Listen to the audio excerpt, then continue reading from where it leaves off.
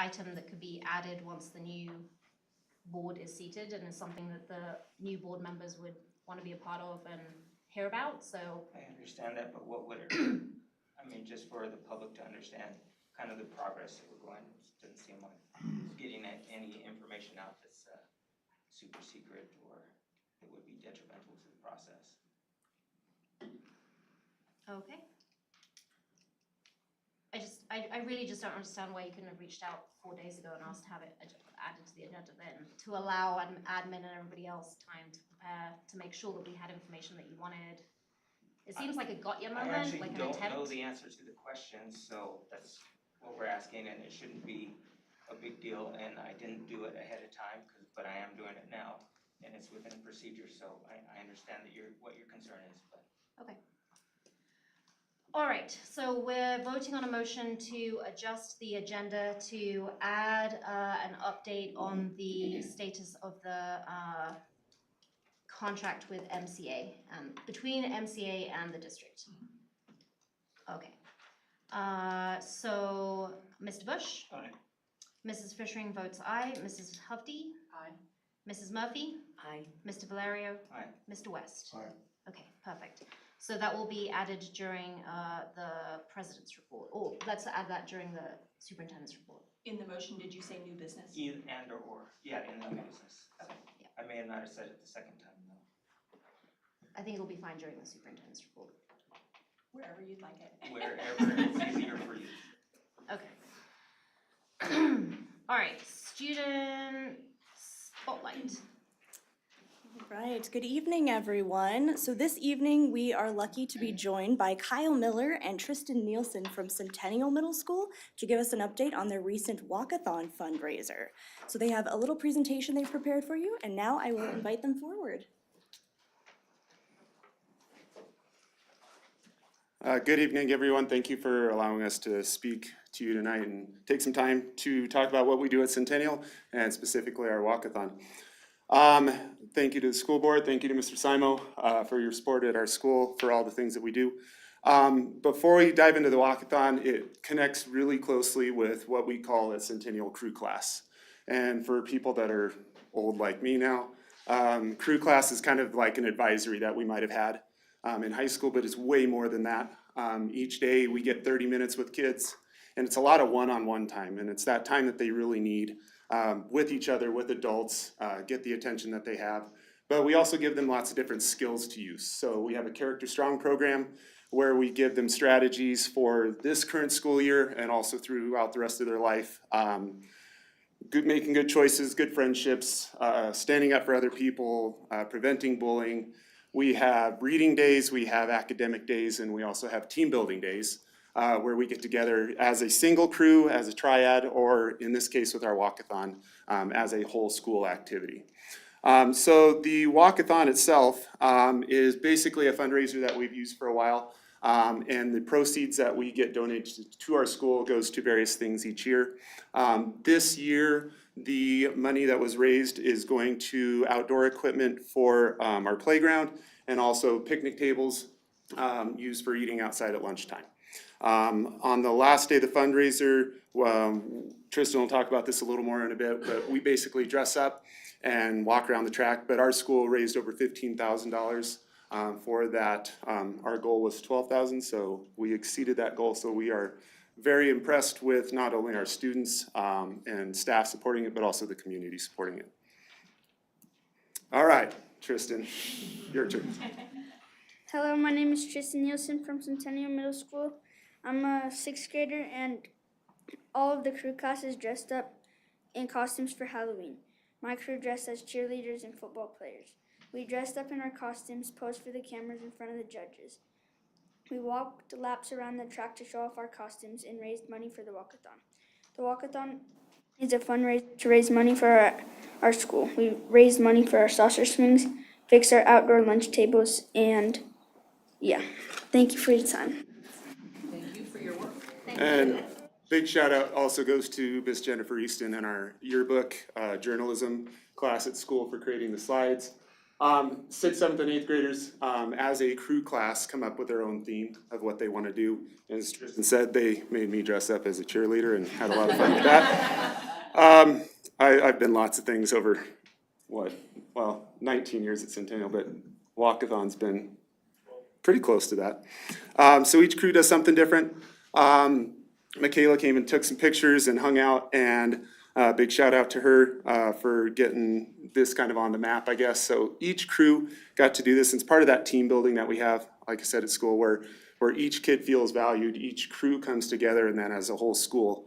And just kind of another side note, I'm not trying to take up too much time, but since we've implemented crew at our school, we've really noticed huge changes just in kids and their attitudes and their self-confidence and just kind of a community that we have at school and just the overall positive vibe that you get from Centennial. So lots of cool stuff going on. So thank you guys for your time. Thank you. Thank you.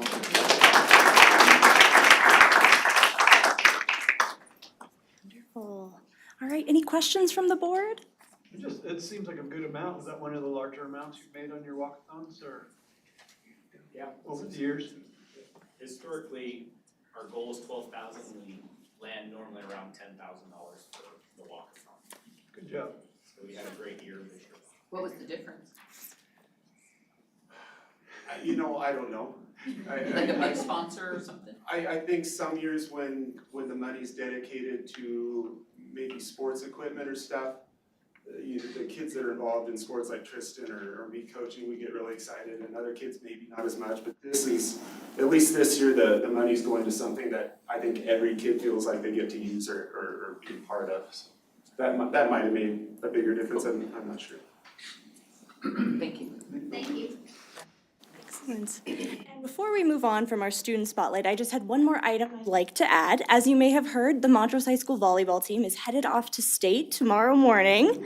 And we are so excited, but we would like to invite all of you and everyone in the community to join us tomorrow morning at 8:30 along Main Street for a big community send-off. So we're gonna try and line the street, wear our red and black, everything we can do, and send them off in style as they go off to state. Thank you. You bet. Good luck, everybody. So Heidi, are you gonna is the website, the high school website, gonna keep track of where you guys are at? Because like if you guys make it to the championship, I might make a trip. Yeah, I mean, our Facebook page and our X account, Twitter is the best place. But we'll try to keep the athletic website up to date, but we also have football going on at the same time on Saturday at 1. And about that time would also be hopefully the semifinal that we're in, but And so the football team is playing here? Yeah. And they're playing over there? Yeah. Okay, thank you. but then everything's live casted on NFHS too. Okay, All the volleyball games are, and our football game will be too. well, congratulations. Yeah. Yeah, Thanks. that's awesome. Great news. Perfect. Thank you. All right, so now we'll move into our community partnerships. So this evening, we are excited to recognize our Altrusa Apple Award winners. And for those of you who may not be familiar with it, the Altrusa Apple Award is awarded by Altrusa International each month to educators across the Montrose County School District who really go above and beyond for our students. So in the classroom and outside of that, it's a chance to recognize that service and to give back to those educators too. So each recipient gets a certificate from Altrusa and receives a check in the amount of $50, and the only instruction is that they must spend it on themselves. So a good way to celebrate our educators. This month, we are going to be recognizing both our October and our November award recipients, and we are fortunate to have the principals who nominated each recipient as well as the nominees here with us tonight. So to start us off, I would like to invite up Erica Campbell from the Early Childhood Centers and Emily Ploussard to present the certificate to her. Wonderful. And if you want to read your nomination. See, I read it, but then I was like, You're prepared. that looks Perfect. a whole lot better than my And crumpled then up piece we'll of have a paper. picture with you all when you're done. Okay, sounds good. Okay, so I'm honored to nominate Erica Campbell for the Apple Trusso Award. Since I began the role at early childhood, Erica has consistently demonstrated support, care, and a willingness to be open. She asks really thoughtful questions about our program that not only strengthen our practices, but also strengthen me and my growth as a principal. Erica's approach is with challenging situations with Erica approaches challenging situations with kindness and thoughtfulness, modeling the professionalism and compassion that define her work. Beyond this, she pours her heart into her classroom. Her room truly feels like a family. When the students arrive, they are all greeted warmly by their peers who welcome each other by their name and show genuine excitement to be together. Erica is a strong advocate for the children and is deeply committed to doing what is best for them. Her dedication, passion, and nurturing spirit inspire both her students and her colleagues. I'm grateful to have her on my team and excited to see all the 4-year-olds what they'll accomplish under her.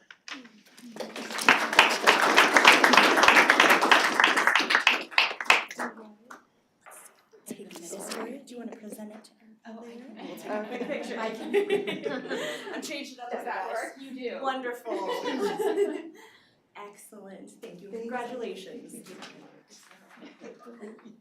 you want to take that? Sure. So that you Erica, don't well have to do that. deserved. I worked with you many years ago. Great things. Congratulations. She's amazing. Wonderful. Next up, we have Heather Philbrook and Henny Algox from Cottonwood Elementary. There's the nomination. Thank you. Hopefully I can see it. I can't help you. Good evening, I'm Henny Algach. I'm principal at Cottonwood Elementary. And I am honored tonight to nominate Heather Philbrook for the October Altrusa Award. Heather has been a part of Cottonwood Elementary for 9 years. I have worked with her through all those 9 years, and she's been a part of MCSD for even longer than that. She's a skilled, caring teacher who builds strong, lasting relationships with her students and her families. Her classroom is always calm, productive, and focused on learning. Year after year, her students demonstrate strong growth and achievement. This year, Heather is also mentoring 2 new teachers on her team. This is a 3-man team. So I know it puts a lot of extra pressure on you, and Heather models effective instruction, clear routines, and positive classroom culture.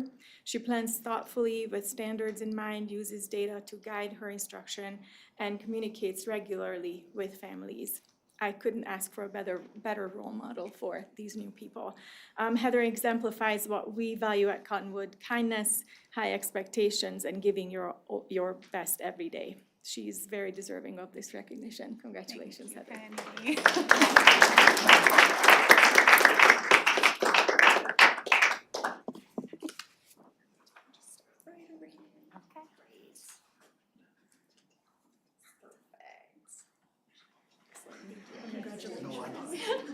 Good job, Heather.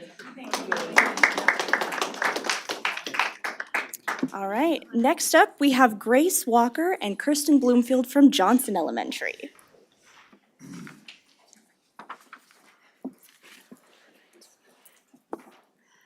All right, good evening.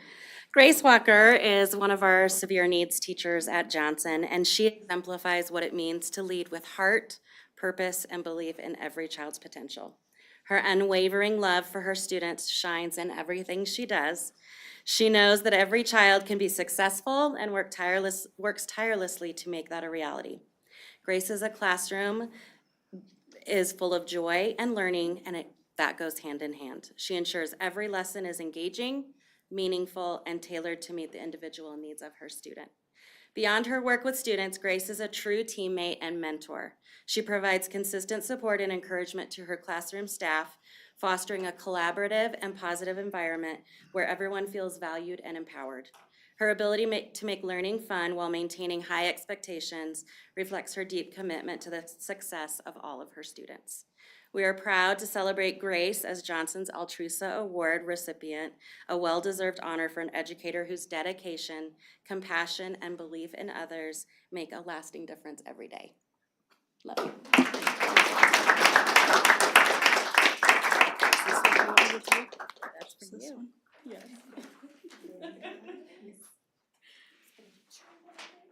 That's a vertical one. Perfect. Excellent, thank you so much. All right. And finally, tonight, we have Lindsay Crockett and Dan Rosentreater from Northside Elementary. All right. Hide behind me. All right, I am super excited to recognize Lindsay. And we stole you from Delta 4 years ago, which I'm very happy to steal teachers anytime I can, so. And she is just an amazing special education teacher. And one of my mentors when I first got into education always preached the mantra that nobody cares what you know until they know how much you care. And I don't know that there's anybody that cares more than Lindsay about her kids. And as I was talking with Dr. Stevenson last week, I don't know that there's a tougher job in education than special education. So she just does so many amazing things. And I just wrote here, she has this incredible superpower of being able to keep all of her plates spinning and making it look easy at the same time. She works exceptionally well with families, develops strong IEPs that truly support the needs of her students, communicates well with staff. I mean, there's another big challenge as a special education teacher. You have to mesh with 9 other teachers in any given day. And always puts forth a positive attitude even under the most stressful of situations. And I'm kind of a stat geek, so I really wanted to highlight this. Primarily because of her work with our 3rd, 4th, and 5th graders, our CMAS scores this last year, ELA composite score for students with IEPs jumped from a 694 to a 706. It's a 12-point jump. And our ELA and our math scores are both above the district average for students with IEPs. So, and a lot of that has to do with her.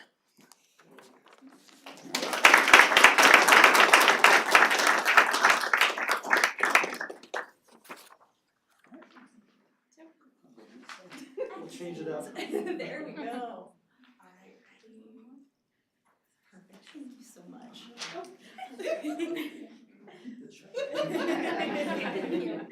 Congratulations to all of our award recipients.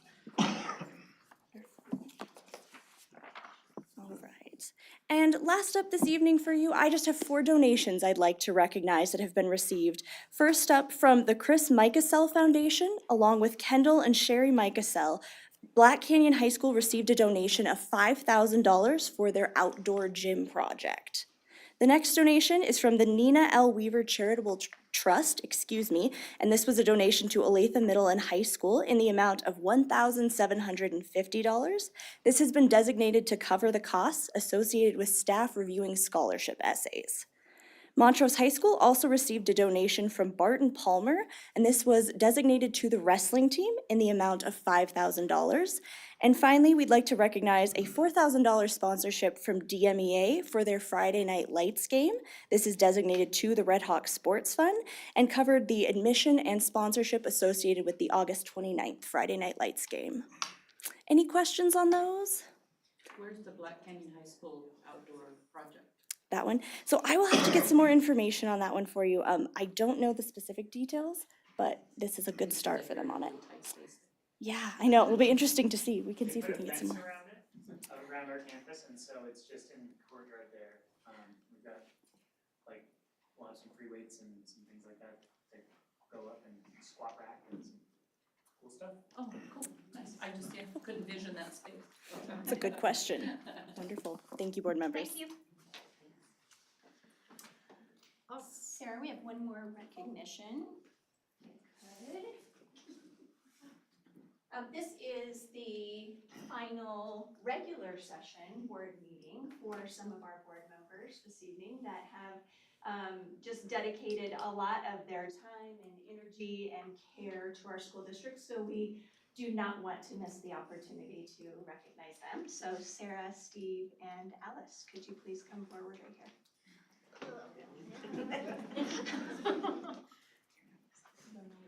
Oh, we have to go all the way. Many people do not realize that education members is an unpaid, a volunteer position. And that's unlike many other board positions and elected positions across the state and across the country. So Sarah, Steve, and Alice, thank you so much for your dedication and service to our school district. We really appreciate it.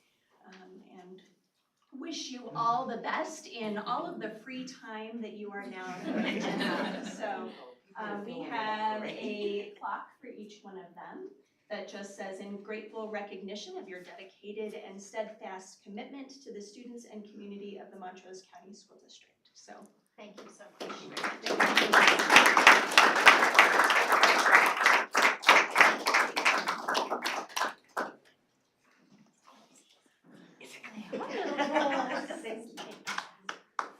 Thank you. Oh, man. I didn't brush my hair or anything.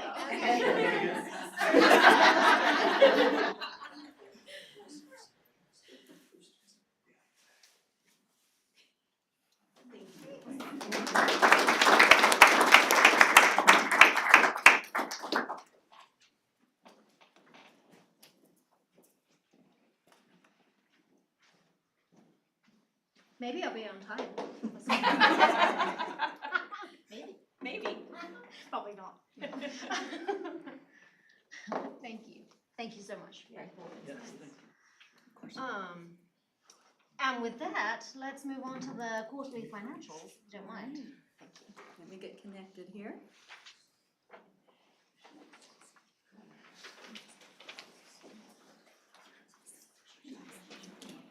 Come on, people don't want to hear the quarterly financials? Thank you for coming. This is my final quarterly financials report. I know, Thank you. finance always clears the room. I do.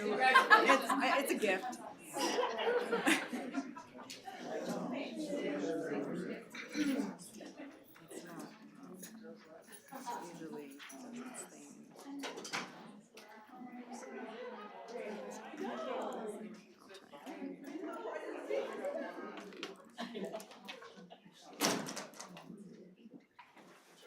I would have worn some more consequential shoes if I had known. I know, yeah. Wearing some of my more boring shoes.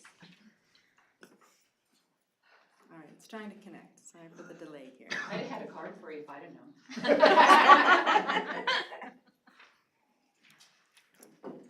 Says no receivers detected. Says no receivers detected. Let me see, maybe it's the 192, okay. Maybe that'll do it.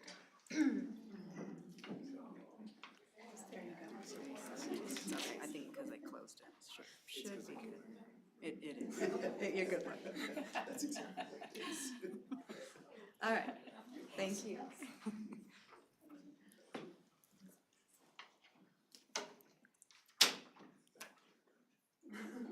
It says it's connected. Sorry.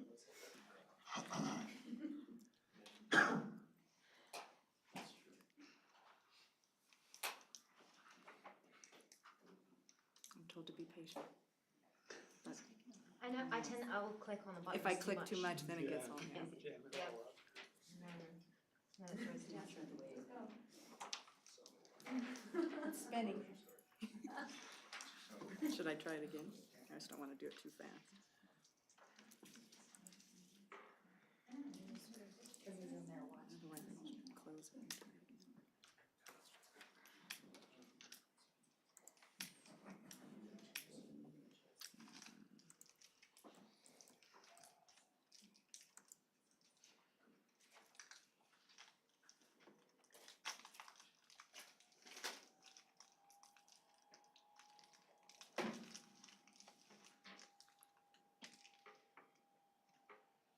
Well, it will be easier to present. It's, here, let me try one more time. Is it on Word Docs? It is, let me just see if this comes up. And then it should do a code. It's a good start. You did your quarterly report first. Yeah, let's just see if it looks, okay. Ta-da! Oh, there you go. Drum roll. There you go. Sorry about that, guys. No worries. So, on your agenda, You have the first quarter financial reports. So I'm gonna go ahead and start with the investment report here. And I can make it a little bit bigger. So what this is our bank account balances as of September 30th. So for the first quarter, July through the end of September. So it goes through all of our bank accounts and shows all of our balances with interest rates. So taking a look at interest rates, because I'm sure everybody has heard that the federal government cut rates, or the Federal Reserve cut rates 25 basis points, and we have 2 more rate cuts coming predicted by the end of December. So taking a peek at Colo Trust, that is our highest yield liquid account. It's at 4.3 as of the end of September. I did look, last year it was at 5.27. So it's gone down a whole percentage point since this time last year, but holding pretty steady. As I mentioned, there has been a September rate cut, and they do predict 2 more by the end of the year, predicting around, it could go down to about 3.75. The good thing with Colo Trust is they're a little bit slow in their decline, but then they're also a little slow in their incline when it goes up. But I think I'm hoping it will hold steady through the remainder of this year, not lower than about 3.75%. But it's hard to predict how fast it's going to go down with those Federal Reserve rate cuts. Also looking into any available liquid cash that I can put into a CD to lock in for 2 to 3 years with the interest rates predicted to be declining. What questions do you have on the investment report? How soon would you do that investment? Now? What if CDs? Yeah, I just have to identify some available funds. We do have CDs that are listed on here as well, and they're around 4%. And we also have the other high yield account we have here is the money market at BMO, and so that's between 4 and 4.2% there too. So we really are trying to capitalize on our interest rates right now. That is helpful. Any other questions on the investment report? Alrighty, I'll move on to the quarterly report here, and this just shows all the funds, fund balance, revenue, and expenses. Take a minute here for if anybody hasn't heard how this is set up. The first quarter information is shown in the highlighted columns. Starting from the left, the first column, year-to-date first quarter fiscal year 26, shows beginning fund balance, the first quarter revenue, and the first quarter expenses. You can also see the first quarter and how it compares to the first quarter of last year, fiscal year 24-25. The next highlighted column is the current budget. It's the current adopted budget, and the third highlighted column is the percentage year-to-date to budget, showing the percent of spending in the first quarter compared to the annual budget. You can also see the percentage, how it compares to last year. The first quarter year-to-date transactions are tracking with budget so far. We're pretty early on in the year in the first 3 months. Moving over into these fund balance columns, and I'll be going through the funds and scroll down here in a minute. But the report also compares the expected fund balance, which is in this column right here, with the board-approved adopted budget, which is in this far right column here. Variances also consider any changes in the beginning fund balance carried forward from the ending fund balance from the prior year's audit. Each year in May, the ending fund balance is projected when the budget is submitted to the board. Once spending in the rest of the year and audit is complete, the ending fund balance is final and becomes the actual beginning fund balance in the new fiscal year. The variances for the first quarter primarily come from the difference between the projected ending fund balance with the audited beginning fund balance. And I know that sounds confusing, but when we do that budget in May, we have to project in May where the year is going to land. And then when the audit's complete, then we know those final ending fund balances, which then flow into the first quarter of the new year. I'm going to highlight any variances over $50,000 for this quarter. So starting out with general fund, some things that I noticed and worth mentioning are the large difference in revenue compared to the first quarter last year. So I'm talking about, so last year, the first quarter, we had 16.5 million. This year, we're at 20 million. That is because of our state equalization payment changing from 12 months to 9 months. So that allows us to take advantage of our interest rates, getting the money over 9 months, so we get it sooner. So that's what that difference is there in the revenue. That's a $4 million difference, isn't it? Yep. for the first quarter of the new fiscal year 25-26, and I'll be talking to this expected ending fund balance here, is 18.2 million. This is 1.1 million higher compared to the adopted budget ending fund balance of 17.1 million here, set in May. The variance of 1.1 million is mainly due to a higher beginning fund balance of 920,000 coming in from the insurance fund being combined with general fund that I've talked to a couple times. So that's combined in that fund balance. The true up of the beginning fund balances will be amended at the January board meeting and included in the second quarter financial reports presented to the board.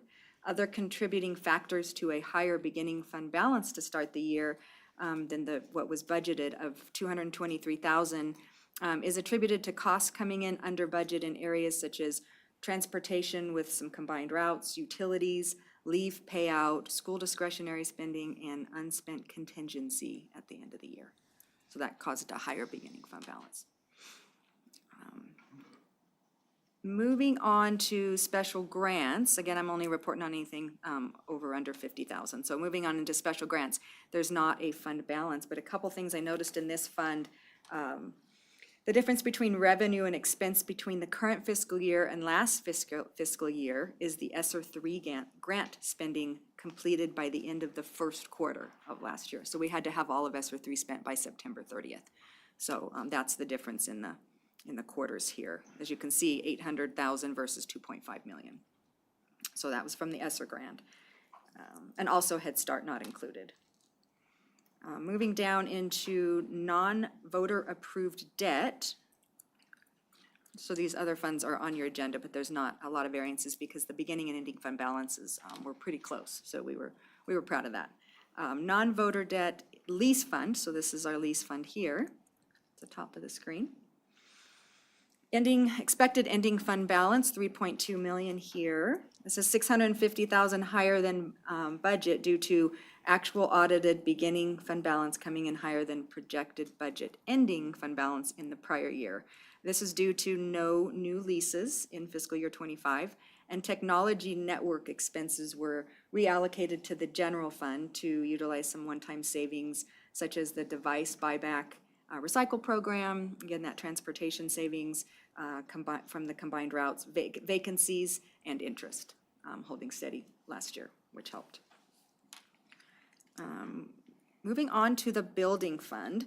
So there is the building fund is a projected fund balance of 0. If you remember me mentioning that fund is combining with Fund 43, Capital Reserve. So 7.3 million ending fund balance last year was transferred into Capital Reserve Fund 43, which I will talk about next. The building fund will remain open with a 0 fund balance to be available to use for potential voter-approved bonds in the future. So then Capital Reserve Fund here, Fund 43, expected ending fund balance for the year this year at 6.7 million. This is 262,000 higher than budget due to that same reason of the actual beginning fund balance coming in higher than the ending from the prior year. And because of the timing of projects projected to be complete June 30th, but did not get completed until after June 30th. And the revenue difference between the 2 years, and that would be right here, is due to the large fund balance transfer from Fund 41 of that 7.3 million. The expenditure difference is from a roof project completed at OES and a vertical platform lift installed at OMHS in the first quarter. And so just the timing of when those happen and what quarter compared to the prior year. What would the cost of those two? Do you have an idea? The cost of those two projects, I don't off the top of my head, Tom, but I can get it for you. That's fine. Okay. Yes, no, thank you. And since this report was submitted to the board agenda last week, we did find out that we got a BEST grant for security. And so that is not included in this projection. So the ending fund balance from getting the BEST grant would be more like 5.2 million. But it has a good match to it, 55% match, 45% the state is gonna cover. So that's good news. Employee medical, Fund 65, the expected ending fund balance is just right at about 1.9 million. This is 965,000 lower than budget due to that actual audited beginning fund balance coming in lower than the budgeted ending fund balance from the prior year, mainly due to higher claim costs than anticipated accrued at year end from claims incurred during the 24-25 fiscal year, but not paid out until July, August, and September.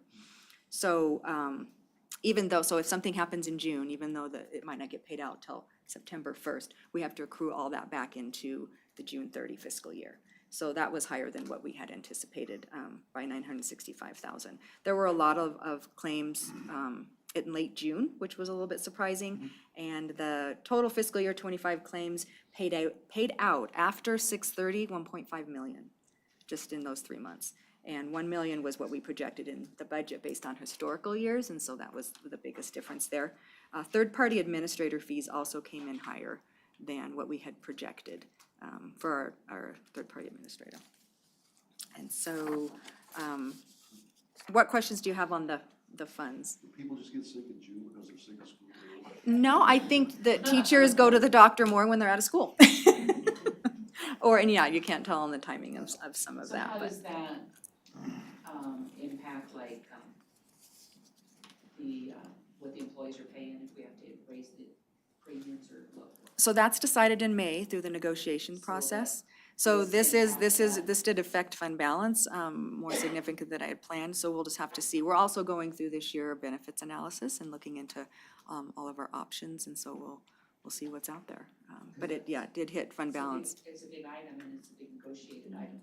Mhm. So And there's also an insurance committee that meets all year long regarding this. is that just admin or teachers and that? Teachers, staff, it's an ongoing committee. So I'm moving into, unless you have more questions on these funds, our audit status, we're in the final stages of our fiscal year 25 audited financial statements with the CDE data pipeline submission complete. That's huge. Every transaction, every number has to all be run through CDE and they check it. And that has to be completed before the audit can be finalized.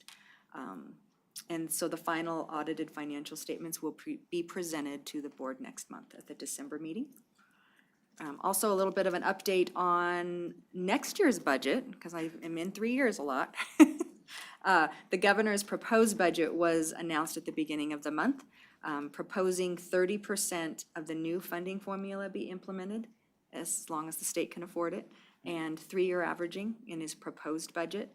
CD preliminary runs do not include updated enrollment numbers, updated property tax amounts. So it's really just the very beginning stage of what the governor proposes, and then it goes through its whole process until we get a School Finance Act in May, right before negotiations.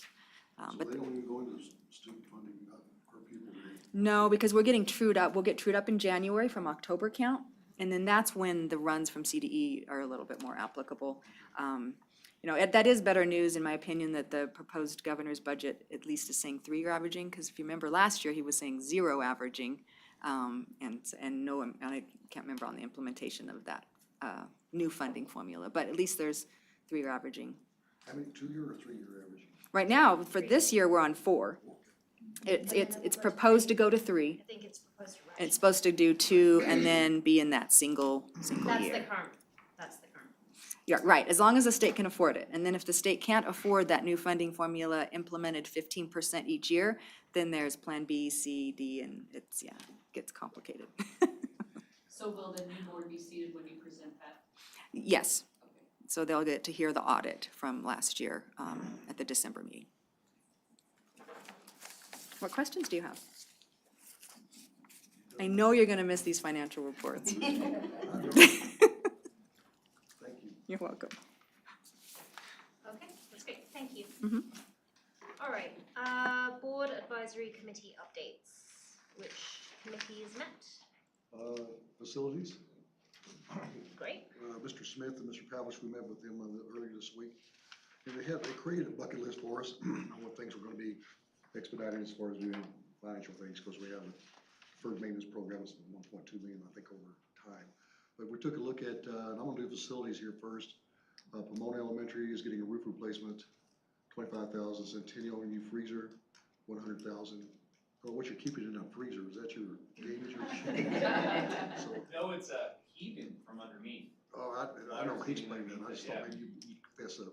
Okay. Columbine, new grease trap, 75,000, district-wide flooring, 75,000. And of course, repairing ramps in Johnson and gym floor refinishing at Olathe Middle High.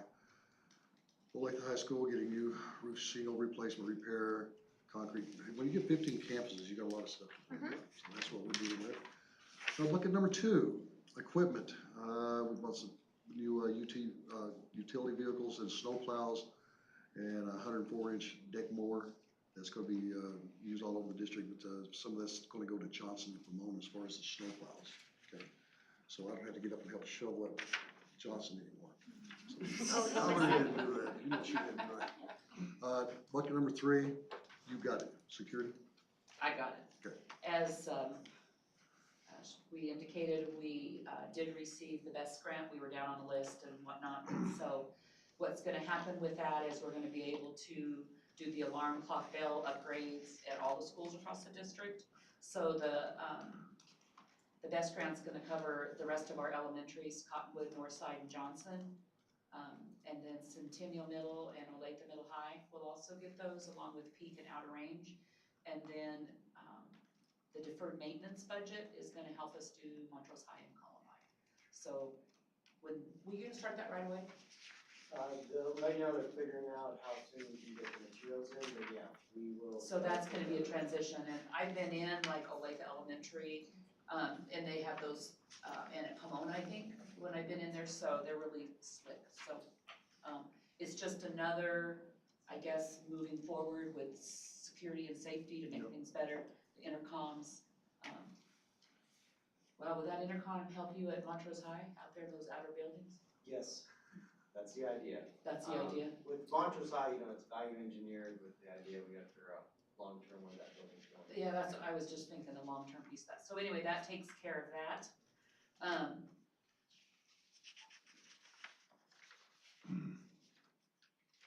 Oh, and then we got to talking about, bucket 5 was the district initiatives, and we're doing the furniture stuff to talk about doing, furniture, standardized throughout the whole district, to get rid of stuff that's been around for 40 years. There's a pilot group of participants that's gonna work on that, so we'll be getting some reports back on all of the furniture for all of that. And we talked a little bit about cameras, and the cameras situation at the bus barn has been dealt with, and it's up and operable, and so we don't have to worry about that anymore. We've got safety issues come along. Great. So I think, did I give all the right information? When you go back to grounds, they also mentioned sod projects. I know this is a bad time of year to talk about sod, but that'll eventually be coming around come spring. And that's another one that's coming up. Renovation projects, again, pumps and those kind of things, we don't worry about now until spring when we need to fire up those water pumps again. And that's gonna cost some money probably to do that. Well, they're gonna have to keep the football field going while they're in the Yeah, practice. and they really kept that field in really good shape. And, it's gonna be needed this time of year too. Perfect. So, Sarah, is it okay if I just give a quick update on the strategic plan stuff? Or not? You've been attending the meetings and I have. such? I think the thing that, it's been powerful, it's been informative, but I think we met, 2 weeks ago, I'm trying to think, and we looked at data, and we looked at hard data, and it wasn't fun data necessarily. And I think a couple things that just come back at me was, I think declining enrollment is real, and I think we have to predict that across the state, across the country, it's not just for us here. But the other thing is, do you know that 41% of our school students is Hispanic Latino? And I don't think that we talk about and address as a school board, that is a huge impact, I think, as we talk about achievement and whatnot, and how we wanna move forward and talk about that. And last year, or in 2024, we had 160 non-speaking students that came to our district. And in 24-25, it raised to 294. And I think that's another impact on our systems that we need to really reflect on and think about. And that was a data point that I found interesting as we move forward in that strategic plan. And then attendance. our attendance is not still where we would like it, but anyway. But those, I mean, achievement, we all know, I mean, we've talked about that, but those were the, sometimes those littler underlying data points impact some of the other things that happen. Attendance feeds directly into achievement. And You're not I think- there, you're not gonna learn, so. But when I you look agree. at how many, you know, what, let's just say white, I can't remember, was it 60% of our staff members are of white that are educating that 41% of Latino and Hispanic, and I think that's something to think about. Larger than that. Yeah, I mean, I got it. Anyway, so I just wanted to throw that out there, and hopefully our new board members are listening, because it's decisions as we move forward that are gonna be very powerful, I think. So. I think it's been great that you're attending those strategic planning meetings. I think that's awesome. I hope other board members are, and certainly I hope the new board members are as well. Thank you for letting me do that out of character. Yeah, no problem. All right. What, did any of the other committees meet? DAC is coming up DAC. December. Yeah. Okay, okay. Possibly January, we may need to move that based on the timing of the special meeting session. Okay. So we're waiting to hear from the county on that. Okay. All right, with that, we will move on to the superintendent's report with that added agenda item regarding the update on the MCA contract. Absolutely. And you just wanted If you don't mind. a general update? Just a general update, Sure. if there's a draft, or when do you plan to have one? Yeah, there is not a draft. That is in the hands of legal. So legal is working on that. I have not yet seen that. As soon as I do see that, I'd be happy to share that with the board. The 90 days in the resolution is December 22nd. I have met once via virtual with a representative from MCA, Alyssa Reimer, and have exchanged a few emails back and forth. I believe that they are on track for most of the conditions as stated in the resolution, with the exception of possibly two, facility and the procurement of a safety team, a security plan. And so they seem to have some concerns about those. I did state that if they need those resolutions changed, or the language in the resolution, that I suggested that they come back to the board for that. That is a board decision. I can't, as the superintendent, change the conditions in a resolution. And so I have not, that was a couple of weeks ago, and I have not heard back from them since. And so I'm just waiting to hear back from them, and I'm waiting to hear back from legal. I do know that legal is also communicating with the legal representative from MCA. So they're working on some things behind the scenes as well. So that's the only update I have. So you mentioned the facilities. So my recollection of the state board meeting was that they talked pretty extensively about the facility being the church, or what would be a former church at that time, which was obviously not the facility that we had been presented as the main option. Yeah. Is that not the case? Or? Ms. Reimer, in my last conversation with her, mentioned that they also may be still looking at the Milestone building. So that's really all I know. I'm not sure which facility they have landed on. So not at all how it was represented to the state board then? Yeah, that's all I know. Okay. Perfect. Any other questions about that contract since it was added to the agenda? Okay. Will we have another regular meeting if they come back with something before December 22nd? Because I think our one in December is a work session, right? We have a regular session in December as well. So I'm hoping to hear back from them. You all could always call a meeting. Well, I could call a meeting? Well, you all as in the remainder of the board could always call a meeting. So, I would anticipate, So you're thinking on the 9th? It would not surprise me if we had to call a special session depending on timing, so.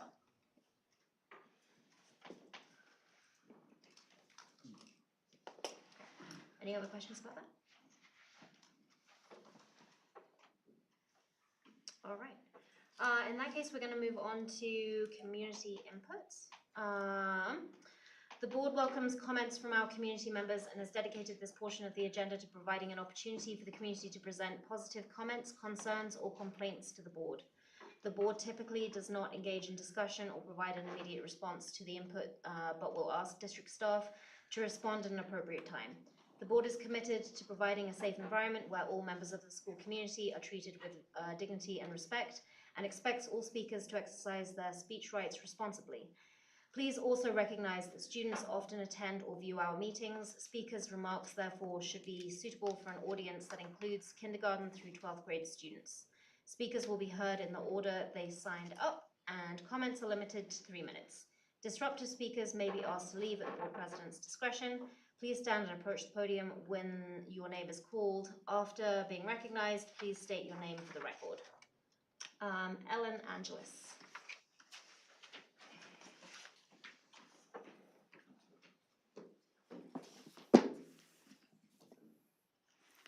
Hello, and thank you for allowing me to be here this evening to recognize and thank our school board members for completing their terms of service.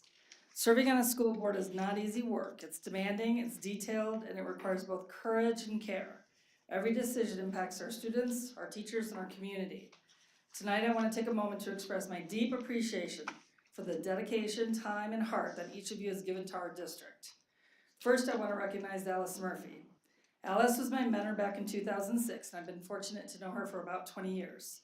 Over those years, I've seen her work and how it's touched generations of families, parents, children, and grandparents alike.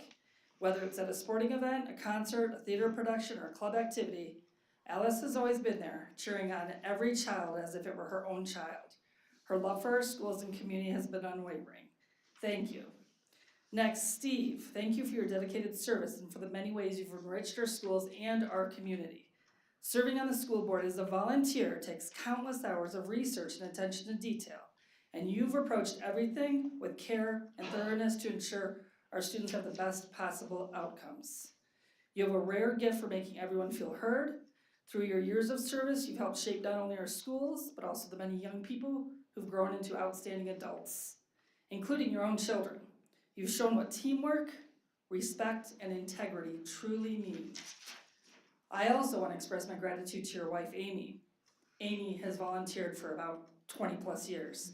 Her many hours of volunteering and support in so many capacities has not gone unnoticed. Together, you've both demonstrated what compassion and commitment to public education truly is. Thank you, Steve, for your leadership, your heart, and your dedication to our community. And finally, Sarah, as a businesswoman and a mother, you brought an important perspective to the board, one grounded in practicality and empathy. You modeled what it means to balance family and service, and you've brought your children along to events showing them what community involvement looks like. Thank you for your insight, your energy, and your example for the next generation. A tremendous amount of reading, research, and reflection goes into serving on the school board, data policies, budgets, and tough decisions. You've approached them responsibly and with integrity and honesty, keeping the students and the schools at heart. You've set the bar high for the incoming board. Your legacy will continue through the positive impact you've had on our schools and in the lives you've touched. Thank you for your commitment, your integrity, and your service. Our students, teachers, and families are better because of you. Thank you very much. Thank you. All right, so now we're moving on to the to the consent agenda. Are there any items to be pulled from the consent agenda? Great. All right, in that case, can I have a motion on the consent agenda? Make a motion to approve the consent agenda as presented. Do I have a second? Second, good. Do I have any discussion? All right, voting on a motion to approve the consent agenda as presented. Mr. Bush? Aye. Mrs. Fishering votes aye. Mrs. Hovde? Aye. Mrs. Murphy? Aye. Mr. Valerio? Aye. Mr. West? Aye. Thank you. All right. Enrollment report. Enrollment report, all right. So for the November enrollment report, we have 5,866 students. That is not funded pupil count. That is 22 lower from the previous month. I took a look and it was really all over. There wasn't any one school that 22 decrease was in any one place. And compared to May of 2025 last year, it is down 77 from last year. And that's primarily pre-K, because I looked and it was 200 now as of the 6th of November, and it was 279 last year, or in May, we ended the year. So really the biggest difference was in pre-K. I did take a peek at some preliminary October count numbers. We'll have more information in December and January on the October count information, but preliminary looking at it, it's looking good. We're within about 15 funded pupil counts within budget. So, but that's not final, so that's just what it's looking like so far. Oh, yeah, over. So we have more students than what we budgeted by 15. Preliminary. Thanks for answering that, because that was. I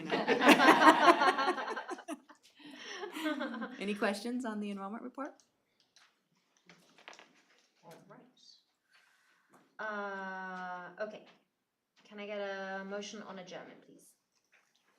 I move we adjourn. Do I have a second? Second. Don't hesitate. I was waiting for Tom, that's usually his time to shine. It's one of the last times you get to do it, Steve. Okay, discussion. Okay, voting on a motion to adjourn. Mr. Bush. Aye. Mrs. Bushing votes aye. Mrs. Hubdy. Aye. Mrs. Murphy. Aye. Mr. Valerio. Aye. Mr. West. Aye. Thank you. We will have a for sure date on the next meeting for that special session any minute. Yes, tentatively, we have that on the 18th or the 2nd, so we are just waiting to hear from the county, and we will let you know. And that's the 18th of November. 18th everybody. of November or December 2nd is what we're shooting for right now, but we really have to wait until the results are certified. No worries, just as a matter of time. Okay, perfect. Thank you.